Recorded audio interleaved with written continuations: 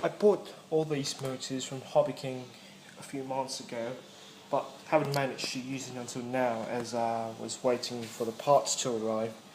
But now that all parts have arrived, I managed to make this quad from the Reptile 500 frame bought from hobbyking. But this motor seems to be faulty, as when you try to turn the other motors, it turns nice and smoothly.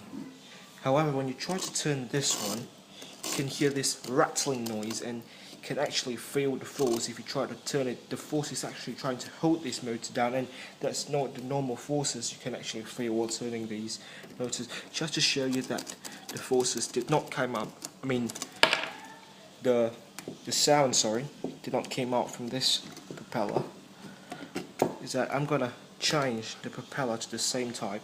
And as you can see, both of these are properly balanced and properly spaced. So this is a different prop, and I'm gonna put this on and try to spin it the same way. It doesn't really make any difference changing the prop, because at first I thought it was the props that made the noise. However, when I try to spin it again, it made this rattling noise, and it still spins when you actually power the throttle up, but I still think this is quite ridiculous for